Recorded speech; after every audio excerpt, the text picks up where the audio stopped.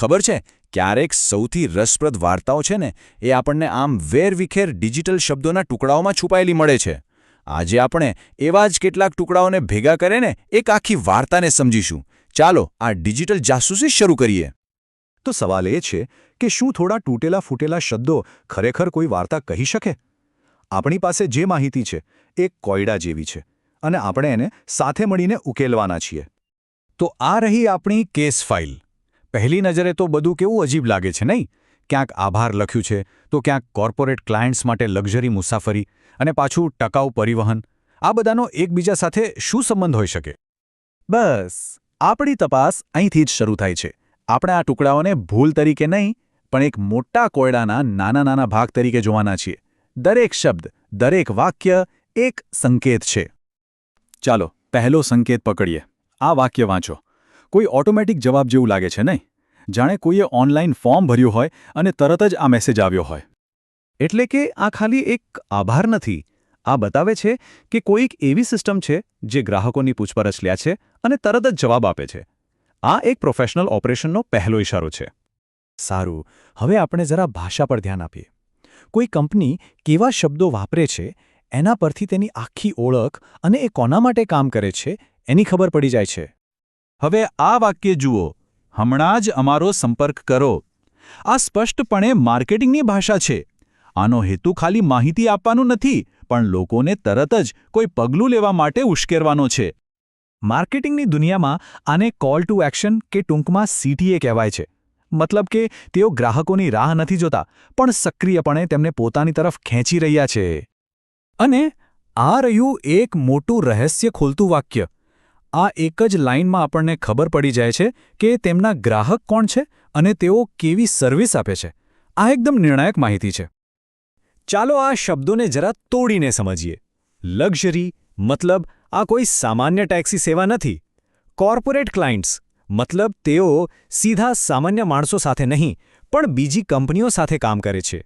અને એક્ઝિક્યુટિવ્સ મતલબ કે એ કંપનીઓના પણ ઉચ્ચ અધિકારીઓ તેમના ગ્રાહક છે.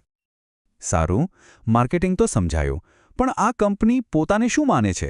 એનો મુખ્ય હેતુ શું છે? ચાલો હવે એ શોધીએ.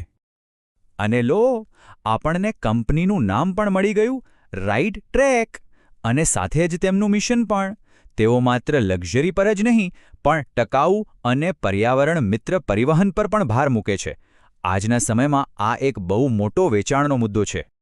હવે જરા આ સંપર્ક વિગતો પર નજર નાખો. ઈમેલ તો છે જ, પણ ફોન નંબર જુઓ. શું કંઈક ખાસ દેખાયું? હા, એની શરૂઆત +91. આ માત્ર એક નંબર નથી, આ એક બહુ મોટો ભૌગોલિક સંકેત છે. આ ભારતનો કન્ટ્રી કોડ છે. તો આપણે અત્યાર સુધી જે પણ કડીઓ જોડી છે તેનું એક સરસ ચિત્ર અહીં બને છે. ફોન નંબરથી ખબર પડી કે કંપની ભારતની છે. લક્ઝરી અને એક્ઝિક્યુટિવ્સ જેવા શબ્દોથી ખબર પડી કે તે પ્રીમિયમ સેવા આપે છે. અને ટકાઉ શબ્દથી તેમના આધુનિક મૂલ્યો સ્પષ્ટ થાય છે. જુઓ કેવી રીતે એક આખી બ્રાન્ડની ઓળખ બની રહી છે. તો ચાલો હવે આપણે અંતિમ તબક્કામાં આવી ગયા છીએ. અહીં આપણે બધા સંકેતોને એકસાથે જોડીને રાઇડ ટ્રેકની સંપૂર્ણ વાર્તા અને તેની સાચી ઓળખને ઉજાગર કરીશું. આ બદલાવ જુઓ. જે શરૂઆતમાં માત્ર શબ્દોનો એક ગૂંચવાળો લાગતો હતો તે હવે કેવી રીતે એક સ્પષ્ટ અને સચોટ કંપની પ્રોફાઇલમાં ફેરવાઈ ગયો છે. આ જ તો છે વિશ્લેષણની તાકાત. વેરવિખેર ટુકડાઓમાંથી એક અર્થપૂર્ણ ચિત્ર બનાવવું. આપણે જે આખી પ્રક્રિયા કરી એને આપણે ડિજિટલ ડિટેક્ટિવ પદ્ધતિ કહી શકીએ. પહેલાં કોયડો ઓળખો, પછી દરેક સંકેતને અલગ પાડો, તેની ભાષાનું વિશ્લેષણ કરો અને અંતે બધા તારણોને જોડી દો. આ એક બહુ જ ઉપયોગી કૌશલ્ય છે. તો આ આખા વિશ્લેષણનો સાર શું છે? સાર એ છે કે ભલે માહિતી ગમે તેટલી વેરવિખેર કેમ ન હોય, જો આપણે ધ્યાનથી અને વિશ્લેષણાત્મક રીતે વિચારીએ તો તેમાંથી પણ એક સ્પષ્ટ ઓળખ બનાવી શકીએ છીએ. ડિજિટલ દુનિયામાં દરેક વસ્તુ કંઈક કહી રહી છે, બસ આપણે તેને સાંભળવાની જરૂર છે. અને અંતે એક પ્રશ્ન.